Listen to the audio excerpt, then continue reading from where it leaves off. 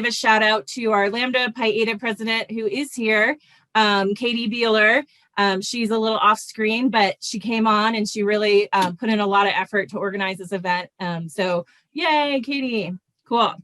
All right, so without further ado, our three panelists here, we have Philip Clapham. I'm not sure if I'm saying your last name correctly there, right? And we also have Dr. Catelina de Onis, as well as Dr. Jared Brownish, right? And so if we want to start with Philip, if you would like to introduce yourself and talk to us about that, that would be most amazing. Yeah, sure. Thanks, Megan. Thanks everyone for having me. I'm Philip Clapham, and I am currently working with the Colorado Media Project and the Colorado News Collaborative. The collaborative is a organization, it's a media hub and resource hub and ideas lab for about 100 newsrooms across the state who are embarking on a very new project on working collaboratively in order to meet information needs across the state and to hopefully avoid news deserts in a lot of communities across the state. So I am a little different from most folks, as I've come from a legacy media background. I worked for the New York Times for many years before moving to Colorado. I was actually working in journalism before I made the leap to the dark side of communications. And so I think I have an interesting perspective on sort of what that work looks like. Being able to sort of straddle the fence between the two worlds has actually served me a great deal. So I'm happy to be here. Jared? Hi, I'm Jared Brownish. I'm Director of Student Media and Instructor up at CU Boulder. All along kind of with that, I'm also General Manager of the radio station up here. And yeah, my background is in digital media and community media. I've spent a few years in public radio, and then now I do consider student media as community media. And so I've been overseeing the radio station now for 4 years, and then have been director for about 2 years. We just launched our new student media publication, which is a newspaper and magazine to go along with our TV product and radio station. And so it's an exciting time to kind of recognize the multimedia role that journalism and communication plays, and the importance to train students to have those skills moving forward. Great. And Catelina? Hi, it's great to be with you all this evening, and thanks for organizing this, Megan. And I just have to say, I love Philip's shirt, Decolonize. I do work in Puerto Rico, an incredibly important message. In terms of my background with journalism, my bachelor's degree was in TV journalism, so I tried that out for a while and did a variety of roles with the Northwestern News Report. So I ran the teleprompter, and I went out and got footage or B-roll. I also anchored and was executive producer. So it was just a lot of fun to be in that role, and also very stressful. And then after having an opportunity to actually do work as a journalist in my home state, which was very small market TV news, where they kind of let you do everything, I realized that working for the mainstream news media for these big networks was just not what I was interested in, because I saw a lot of sacrificing quality for quantity, and some reporting that I didn't think was very ethical. So if I had expanded where I was looking and done more investigative reporting and maybe worked with PBS or something, I probably would have stayed in journalism, because I think it's such an important area of contribution to society and thinking about transformations and so much more. But then I went to studying the news media, went to get my master's degree, and then continued on with my studies. But I've always loved journalism, and so when I became a professor at Willamette University, I worked with an independent radio station in Salem, Oregon, where I was a volunteer and had a radio program. So students and I would co-host. We got to have some pretty fun interviews. So that was a wonderful time. So I'm happy to talk more about those experiences. Awesome. Thank you guys so much for introducing yourselves. So I guess the first thing I'd love to kind of just throw your way is maybe some of your passion projects, the community issues that you found most salient, that's important to you, and really kind of your strategy on how to organize those community voices and make sure that they're sort of represented in the best way possible. So I'm not sure who wants to jump on that first. I'll jump in. I'd say, sadly, with the state of the world being what it is, since the police killing of George Floyd in Minneapolis and Breonna Taylor in Louisville, and so many sort of unnamed Black folks who have died at the hands of police violence, I've seen sort of this tide turn within the world of journalism where folks are really trying to reckon with race and be reflexive about the fact that newsrooms are they're not diverse, they're not equitable, they're not inclusive.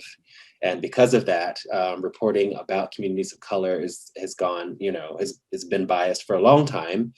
And so they're really, I think, trying to wrap their minds around that. That's sort of been a lot of my work recently with the Media Project and sort of working with newsrooms across the state to really sort of look at themselves to see what that looks like and what they want to do to go forward. I think there's lots of opportunity in that I would not have known about many years ago.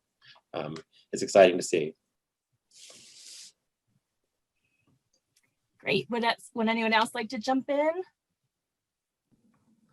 For me, especially kind of with this unique role of being kind of a tighter community on campus, but also serving the larger Boulder community, and kind of bounce off what Philip's saying. Really, one of the issues that we long have had is not regularly communicating and being part of the communities within the campus, and especially a campus like CU that has had so many issues with diversity and race recognition and inclusion.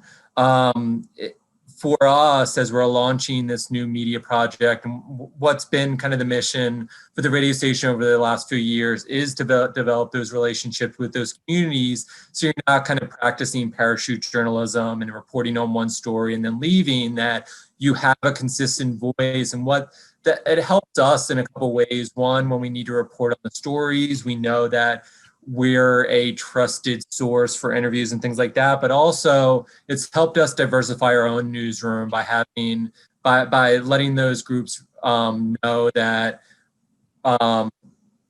we want to responsibly report on all of campus and not certain portions of campus, but also that we're willing to report on the administration and kind of their kind of, to put it diplomatically, they're empty gestures when it comes to kind of inclusion, things like that, we kind of heard the normal PR speak after the killing of George Floyd and the growth of Black Lives Matter over the summer. But we, like most campuses, we've not seen any actual kind of concrete action when it comes to that. So it's really kind of playing these multiple roles. But one of the things that I think a lot of journalism has lost is actually being part of the communities that you're reporting on, so that you're trusted and again, you're doing your job responsibly and you're not overlooking groups and forgetting their voice. Daily Camera did a story on Diversify CU, which is a multi-department group that is literally trying to do what their name says. Every interview, they had 4 interviews in the article, everyone was from a white person.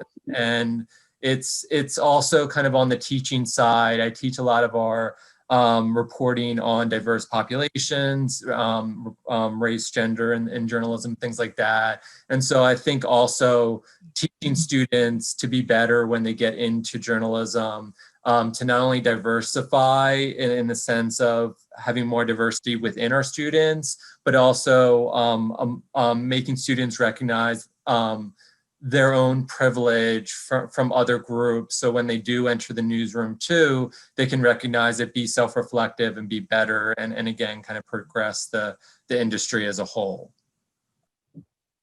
Great. And Catalina? I would agree with the wonderful points that both of the other panelists have mentioned. And I think to echo the importance of thinking about positionality and identities, and then also power, I think that constant self-reflexivity is really key. And then also that challenge of navigating multiple roles, I think also is important to note. I can put this in the chat box shortly, but when different disasters hit, journalists often find themselves as first responders. So they are community members, they are also reporting on these issues, and then also they are trying to navigate these crisis situations often, where people who they might be wanting to interview actually might need bandages or might need food or might need all these other things. So as we consider these like everyday and also more exceptional crises and their intersection, I think that's really important to note the important role, the very important role that journalists have, and sometimes some of the unforeseen challenges when reporting needs to happen and one is also just trying to navigate how to survive in one's community. So I would just add those points, and I'll go ahead and put an article in the chat box which talks about the case of Puerto Rico and Hurricane Maria and how different journalists who were interviewed responded to the very difficult situation. Thank you. Yeah, and I really love that point about trying to manage and balance those roles. And so as a kind of follow-up question to all the panelists, I'm wondering how all of us are navigating that and not trying to put too much of ourselves into that story when we are representing these communities. What are the sort of limits that you set for yourself, or the boundaries? I know there's, if we think about going rogue, right? Are we wanting to get into that position, or are we trying to maintain this sort of integrity that gives us that validity as a journalist, or in our case is sort of that authority that is publishing that story? I mean, that's a big question. And, I will say that what I'm hearing from journalists in the field, journalists of color in particular, is that they're seeking, I think that it's important for them to feel a sense of community in order to really deal and process the things that they're witnessing and reporting on that are often happening to their communities. So I've really been a part of helping them find one another, to join journalists of color groups and that can be supportive. We at the CoLab just put together a really great webinar a week ago on mental health and self-care for journalists. I mean, these are sort of notions that we would talk about like war correspondence, but that are now applying to like a lot of the domestic work that journalists are doing here in cities across the country. So, yeah. Thank you. Jared or Catalina?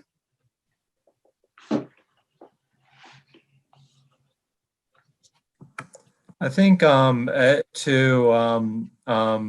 was mentioned earlier with kind of the reckoning, it's especially since we just have so much knowledge of when it comes to the history of journalism and kind of both kind of the right moves and mistakes that have made in the past. And I think when you're doing, especially kind of covering, let's say, the protest and wanting to do it responsibly. And this is, that was literally our first story for the new publication. And the first thing we did was came up with guidelines to cover them and not to show protesters' faces and pictures and things like that. And so it's doing these little things that show that even reporting objectively, you don't have to do it without kind of humanity and without recognizing the reality of the situation in society or the reality of people's experiences in society. And so I think kind of there's been this, especially from some more traditional, some older journalists, we need to always kind of like objectivity is both sidism, and we need to and painting false equivalencies and things like that when it comes to reporting. And we know what that has led to when it comes to journalism and newsroom environments and how various issues have been reported. And so I think we can learn from what has been done in the past and again, progress this industry to again, really serve all communities and not certain select communities and certain neighborhoods and things like that. And so I understanding the past will make the future better for journalism in general. Thank you. And I think, oh, I'm sorry. Go ahead, Catelina. No, please go ahead. If you have something on that theme, yeah. I would say that, like all great points, and I also feel like we'll have to see where things go because this is such a new moment, like outside of the Kerner Commission, like this is sort of like that re-upping of that. But we really have to, I will be curious to watch the progression of a lot of these efforts that go beyond the performative and go beyond the statements. And once this real structural change happens in newsrooms, like what will that look like? Because I think that there is a lot of fear that some of these efforts will sort of perpetuate a lot of the harm that they've done in the past, where where tokenism, you have one or two people of color or certain identities in a newsroom, and like you've met your quota, like things will be fine, and that's supposed to be reflected in the reporting. And it not only will that not be the case, but you're actually like setting people up for failure and to not be retained. And we've been talking a lot about within newsrooms what hiring and retention looks like for everyone, but particularly for those underrepresented communities and journalists who come from those communities. So there is no, I feel like that we're in really uncharted territory, and I'm eager to see sort of who gets to the right spots sooner. Yeah, on that note of who does the storytelling and how that storytelling unfolds, I'm thinking as well about, this idea of so-called objectivity or, supposedly not being biased. And, of course, because of our life experiences and our positions, we all come with our own frameworks for understanding the world. And so I am hopeful, as you're saying, Philip, what can be those possibilities for change to really have reporting and storytelling be a space for, transformation and change. I'm thinking about the real problems with that two sides of the story framing. We see this very much with climate disruption and the impacts of that, especially for communities of color, with the impacts of climate injustices and environmental racism when, is this an issue or is this not an issue? And that's just not a helpful framing at all at this point. And, giving equal ground to both positions. We can, brainstorm a host of other issues as well too. But I am hopeful that the much needed changes will come, including questioning these assumptions and these entrenched ways of the mainstream reporting that I was very much a part of and decided to leave. Yeah, thank you. Kind of as a follow-up to that, I'm wondering if we were to give advice to sort of the lay public, and thinking about how social media, Twitter and Facebook and everybody is sort of being a, participatory journalism and citizen journalism and community journalism, how would we speak to folks who want to be a part of this process, as we saw, and people will certainly write papers about this, I'm sure, the impact of COVID on the unrest, the restlessness of what was going on this summer. And so I'm wondering, how would you as a journalist write content to really empower people to sustain these sort of efforts and this energy? I personally teach a class on social media for social change, and we really talk about having an established organization to be directive, right? But if these issues are bringing up communities that don't really know how to sort of coalesce and maintain that, do you feel as journalists, as folks representing these issues, that you can kind of be directive and kind of be that force? I know, Philip, you were mentioning connecting other folks to communities and so on. What are some other ways, some advice that you would give to people who want to be a part of this as sort of a citizen journalist?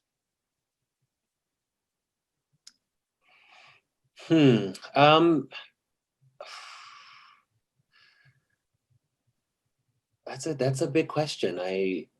I'm not entirely sure.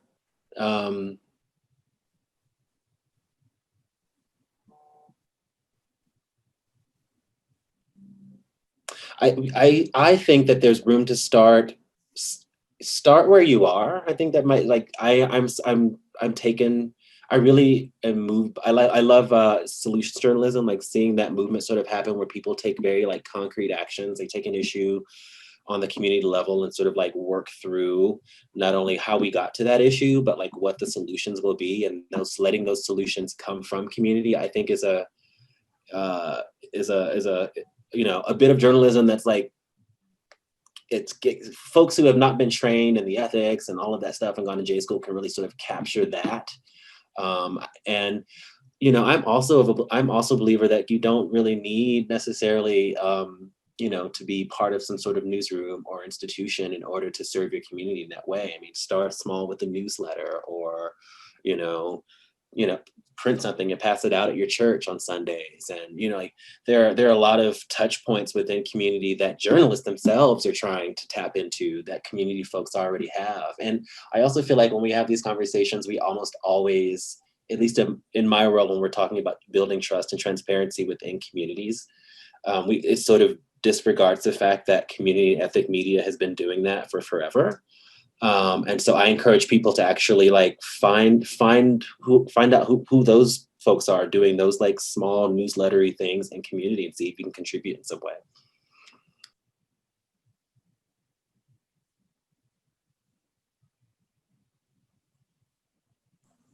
I think, I think getting down to the community level, I think one of the issues that we've seen with both news consumption and kind of some of the kind of, whether you want to consider commentary or news on social media, is everything has become nationalized, and pretty much every issue that we're thinking nationally is happening at the local level. And I think that's where a lot of news and really whether it's citizen journalist or amateur journalists or kind of journalists in training can really make an impact is where they are, and not it's hard because everything is being thrown at us, and especially the last few years where we've kind of been distracted about from the local because everything kind of has been so bombastic on the national level. But yeah, get down to what's around you, and one, as Philip brings up, you'd be surprised kind of how many newsletters and we have all these websites that are hosting these type of kind of neighborhood-based newsletters, and there might be a chance to either contribute to that or start your own. And so getting back to, again, kind of, and this is something when I worked a couple years at WHYY in Philadelphia, they had Newsworks, and basically it was, instead of reporting on Philadelphia, they're reporting on individual neighborhoods. And they would work with neighborhood leaders, they would work with neighborhood associations to report. And so instead of a kind of parachute into a neighborhood, report on a single story and leaving, they were consistently getting out and things that used to be kind of this foundation of news that like, and things that admittedly aren't the most exciting things, but like zoning and getting down to kind of neighborhood council meetings, or around here going to Boulder council meetings. And so getting to, again, all these issues that are happening on the national level are happening locally as well. And so it's not like you're losing that connection to the larger story, but you're actually looking at how it's impacting the community lives. And so getting back to the community, I think, is a big thing, and not losing yourself in what's happening everywhere. Yes, and I think there are so many spaces in which these stories can be shared, and in so many ways. So I'm thinking of zines, like, you know, the do-it-yourself kind of magazines to share different stories and testimonies of experiences and how that might be able to reach different audiences. And that can be digitally, that can be in hard copy. Thinking about podcasts and how, you know, students can, you know, easily, you know, with some technological help and maybe using university resources or finding out who's already doing this and looking at examples for inspiration, you know, generating your own podcasts or finding podcasts already in the community to see if you can amplify those or speak to them in some way. I'm also thinking about this idea of not parachuting in, like actually thinking about what's already happening, what are these ongoing efforts. So maybe using different storytelling abilities to express oral history. So selecting a particular topic that people have been experiencing in a community for a while and finding different ways to share those stories. Those might be just a few other ways to think about the many ways that those in this Zoom room and beyond might be able to think about expressing your voice in a particular way and being in conversation with others. Yeah, I love that. I think that we underutilize the tools that are already there because we don't think other people are willing to share that with us. You know, certainly university resources, but even in the own community, what those opportunities are. And I know, you know, Philip and Jared, I'm sure there's opportunities to bring people into that conversation with the tools and technology that you have. So I'm wondering, thinking about what's happening with us with COVID this year, have you, you know, seen a shift of the way that things are reported on, the way sources are being vetted, if you're not able to make that sort of trusting connection in a face-to-face environment, and sort of what the impact on that might be?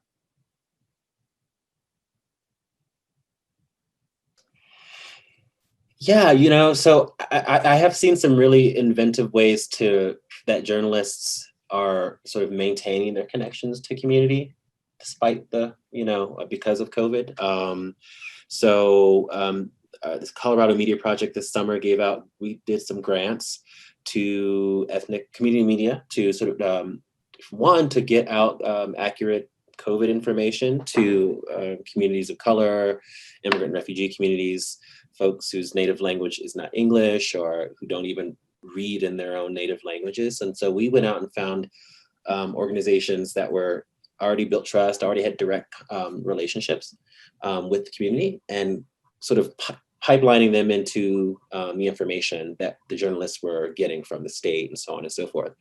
Those people, you know, turned around and really they used one organization used WhatsApp to like reach Chinese immigrant communities here across the state, you know, with information on a daily basis, or like how to deal with discrimination that their businesses may have been experiencing because of a lot of the rhetoric around the virus. And so I have found a lot of really like tools used to create these two-way communication, really. And I think it's just so funny to see like journalism students and like young comms people sort of like get it, and they're doing the things that like I'm desperately trying every day to get like newsrooms to like figure out that like you are not the person to decide what's newsworthy in this community. You should listen to these folks. You know, some of them are on Facebook, others are on Twitter. Like maybe try WhatsApp. You know, so I always encourage people to really like think creatively about the tools at their disposal to reach and engage folks. Yeah, thank you.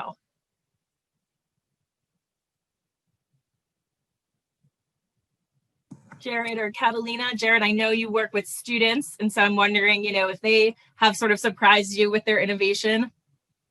I've really been impressed with the way they've shifted, and it's been interesting to kind of there has been a little bit faculty-wise a divide in terms of how well some faculty have embraced this, whereas others.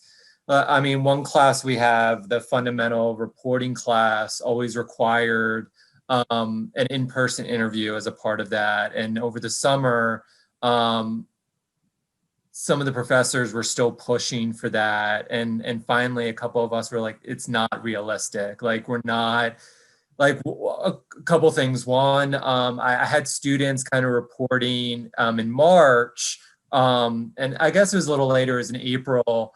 And I didn't ask them to do this, but they decided to cover the one of the anti-mask protests.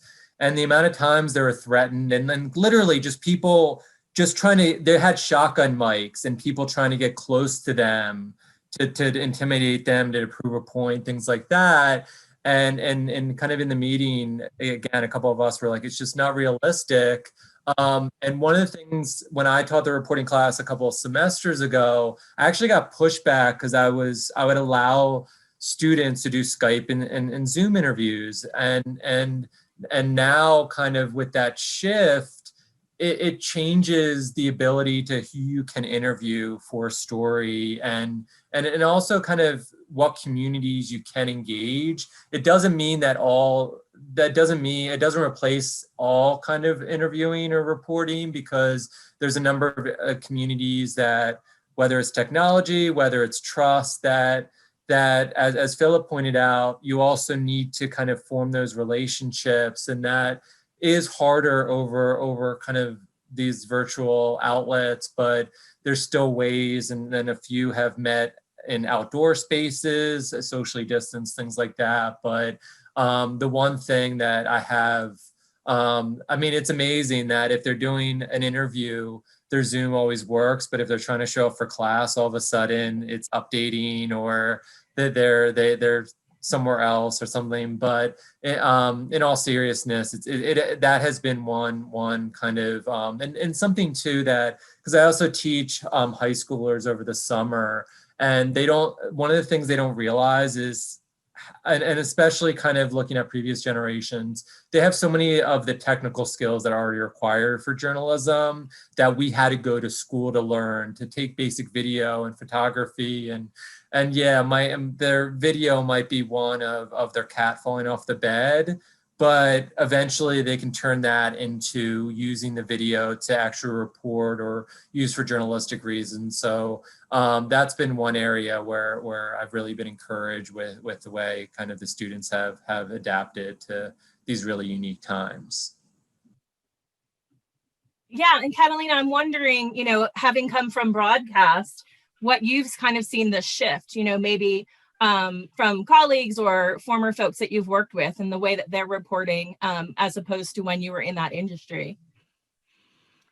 Yeah, and I can't say that my news consumption or interaction has changed that much from what it was pre-COVID. And the work that I was doing a lot this semester was very remote and virtual. So I don't think I can say anything particularly helpful on that topic. But I guess I'm thinking back to a couple semesters ago at a previous university where I did have class members go out and interview other members of the community, if they were interested in participating in these topical interviews about how different people navigated a water contamination situation that we had in Salem, Oregon. It's the capital of Oregon, capital city.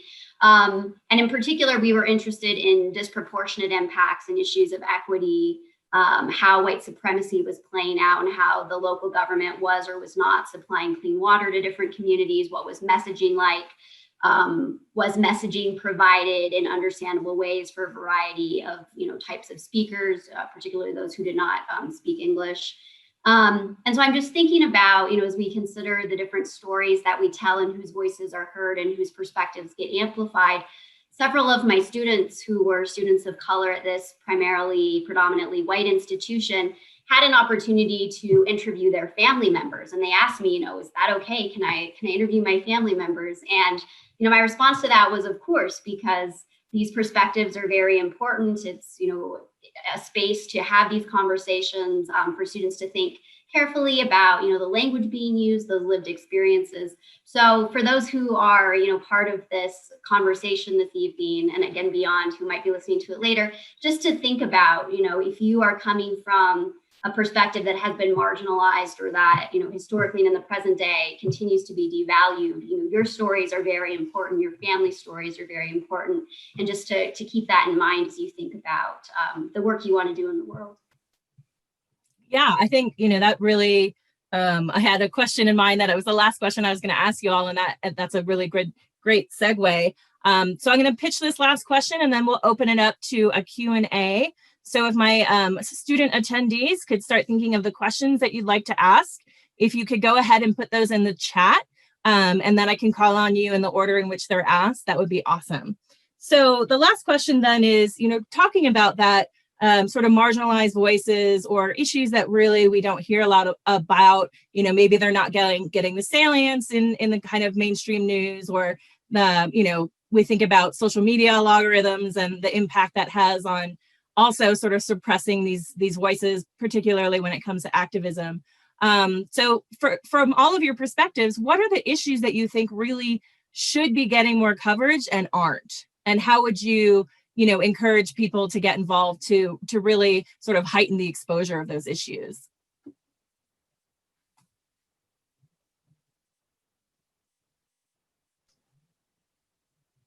Oh, that's good. I mean, like my I'll just give you what I want to hear more of.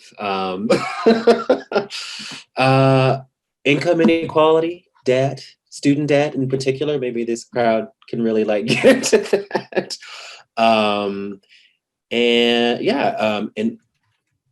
climate action, climate change, especially how in its intersections with marginalized communities, people of color. Like I personally feel like even I can reflect on my own family back home in Texas, which is where I'm from, and they're not really versed or aware of those types of issues in their own lives. And so I think there's lots of room there as well.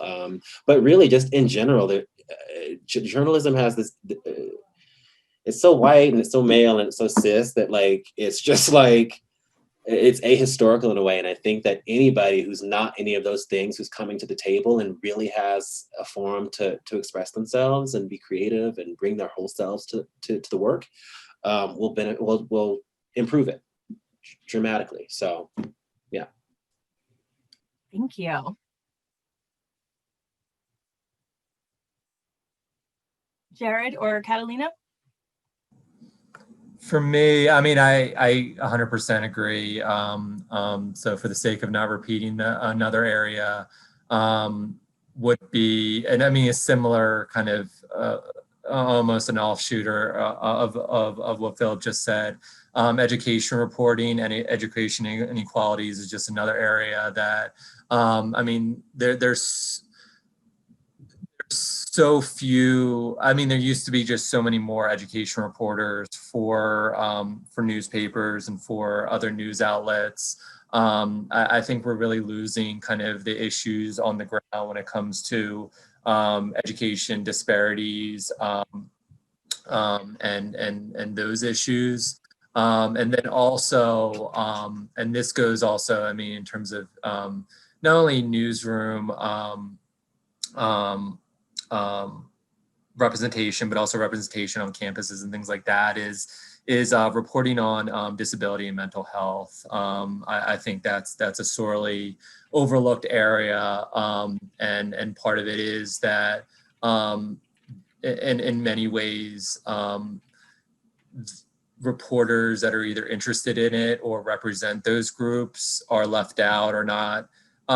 Schools or newsrooms are unwilling to accommodate and those issues, and so I would add those two to the really important ones Philip already stated. Great, thank you. Catelina, I know you came to our department in the fall and have such a myriad set of interests and experiences. What would you say would be probably the most prominent ones you would like to see get more coverage?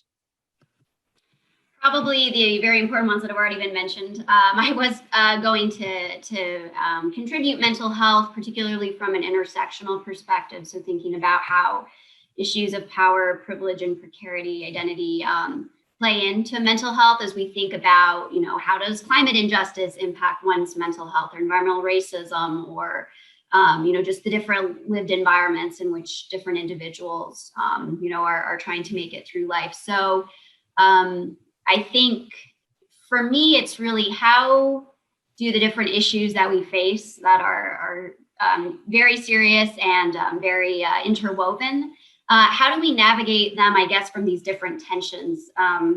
There's 4 of them that I've been trying to work through and think about. So I'll just share them here in case this inspires anybody else, because I think working on these issues as community members in coalitional ways, for the long term, I think is very important. So I think about how to navigate isolation and interconnection, loss and love, harms and hope, and crisis and care, and how to report in a way where the more urgent negative side of those things are addressed, and then also what can be some of those alternatives, and how can we work together, listening first and foremost to most impacted communities to navigate the challenges and hopefully possibilities for a better, more just world. Yeah, thank you so much. So I'm going to jump to our student questions here. So I'm just going to call on the folks who are putting in the chat, and feel free to keep putting those questions in. So we'll start with Caitlin Beekman. Caitlin, I'm going to unmute. If you can unmute yourself, that would be great. And then go ahead and ask your question. Yeah, this question is for Philip. I think I heard you mention an organization that's really dialed into how different communities in Colorado receive news. Maybe I misheard, but if I didn't, what was the name of that organization? I have a work project and I would like to reach out to them. And it could be, Caitlin, that I misspoke, but so maybe if you tell me more, do you want to share a little bit more about your project or the angle you're trying to get to? I can maybe speak to that. Sure, that would be great. So part of what I'm doing at work is we've seen that a lot of immigrant and refugees communities choose to purchase bottled water as opposed to drinking the tap water, which is obviously challenging from an environmental sustainability perspective, and then also a ton more expensive. And so something that I do is I go out to communities and then try and see why they're choosing bottled water, and if there's a disconnect, if they believe it's unsafe to drink the tap water. Just trying to kind of leverage all of the different ways to get that message out. Totally, it makes sense. So no specific. I can give you a couple of names. So there's the Rocky Mountain Welcome Center. Is an organization that I've worked with that has great trust and connection to Latinx communities south of the Front Range, sort of towards Pueblo and other places. There's an organization in Fort Collins that is the Immigrant and Refugee Center of Northern Colorado. I've worked closely with, and they do direct service and sort of like help immigrant and refugee communities who are new to the Front Range sort of integrate and understand all of the things and services and how everything sort of works for them as new residents of the state. So that's two names, and I don't know if your work is geographically specific, but even just starting there and finding out, who, if you think about your community, who is it that they're sort of most in contact with as far as, utilities or water service, or like understanding what's available to them. I think I would start there. Again, it's all about trust. So whoever they're trusting with information, you want to go to them and find out why it is that they're trusted. Awesome. Thank you so much. Great. Thank you, Caitlin. Our next question is from Emily. And let me see if I could find you in my Zoom area. Emily, if you want to unmute yourself. Hi. So my question was, are there any specific journalistic efforts that you all are currently finding inspirational or particularly forward-thinking in Colorado or elsewhere?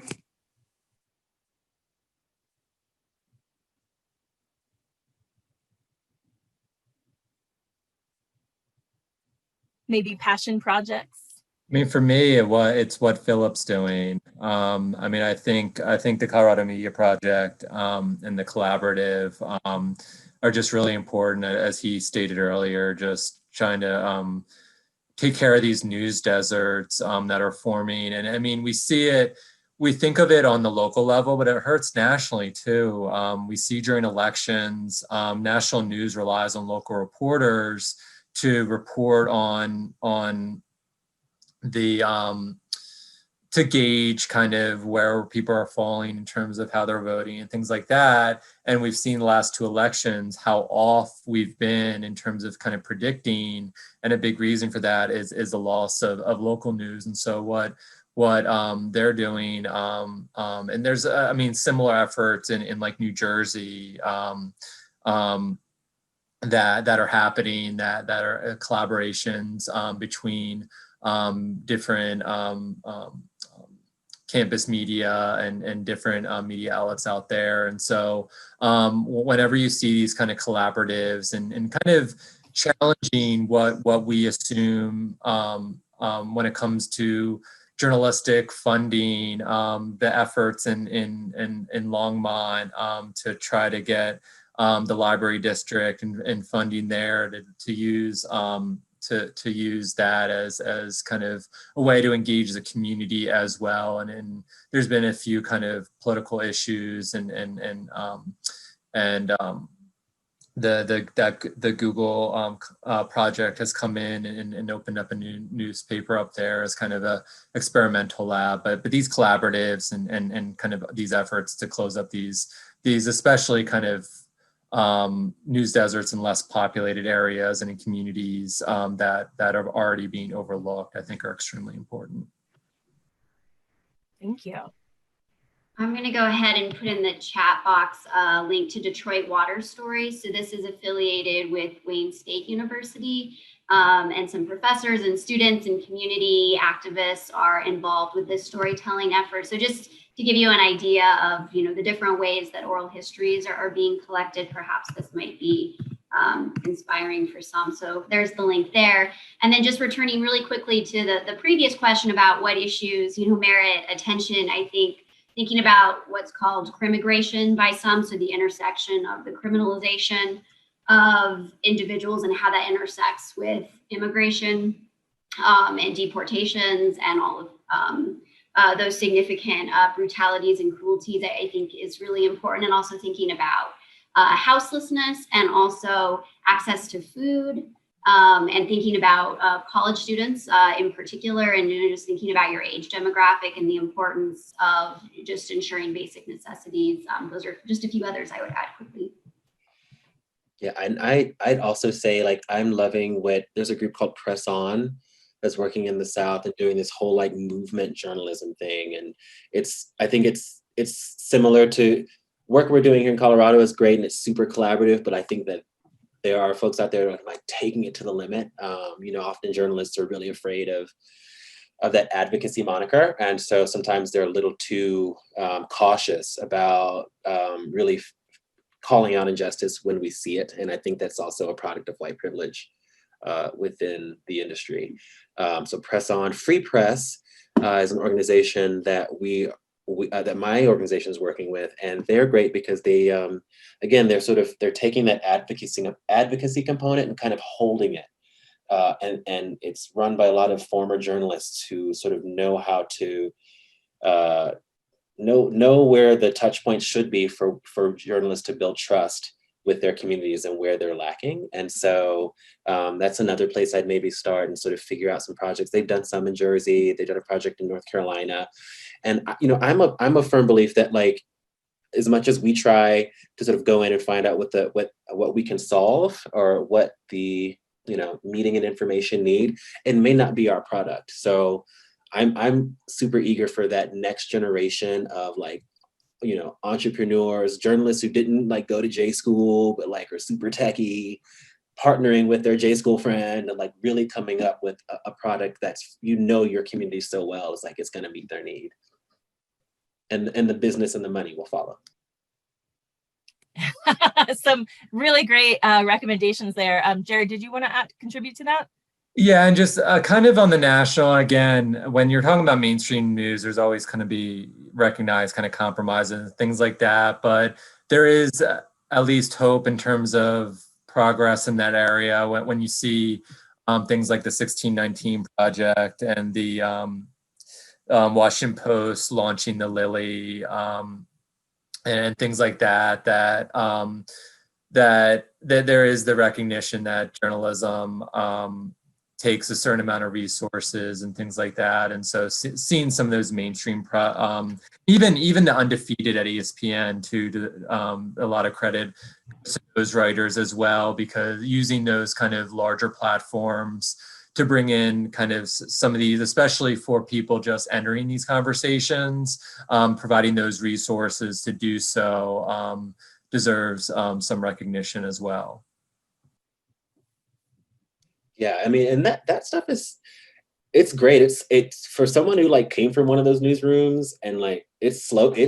I'm shocked. Like when the 1619 project happened, I was like, wow. Like I was in the New York Times newsroom, and they were still trying to like do like the whole race related project that sort of fizzled out, where they wanted to build a whole vertical and like really touch on issues of race, and to sit down with editors of color and they not really like get it. Was disheartening. And then, the whole issue of like institutional racism within the organization, where lots of people of color like me, who were trying to move up within that world, within that organization, didn't really, well, like a lot of my colleagues did.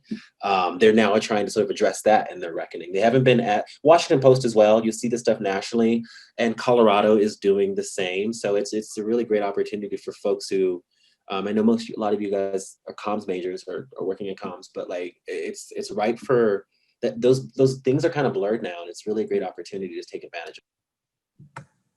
Yeah, and I mean, even in comm,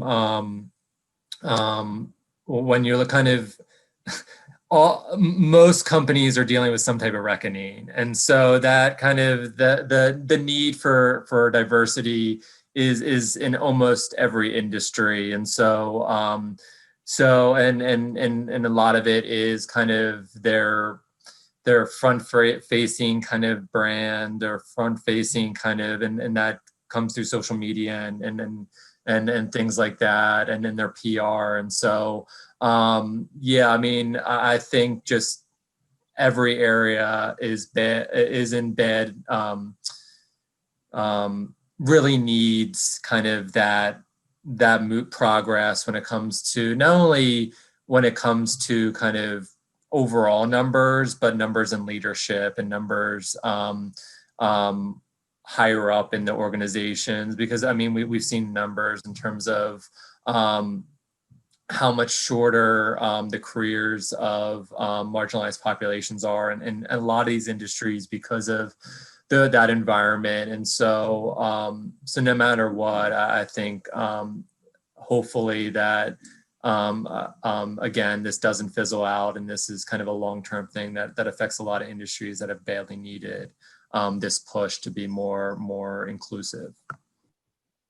Yeah, thank you so much. I'm just going to put out one more question because I want to respect everyone's time here. So if you had any advice to students who are looking to get into either citizen journalism or professional journalism, what would that be in terms of creating a sort of brand image for themselves that they could show employers that would really kind of set them apart? Give us the goods. Okay. Like know your beat. They're like beat journalism really in newsrooms is kind of dying because they're laying off and furloughing people. But if you can come with a beat and with an audience, you're golden.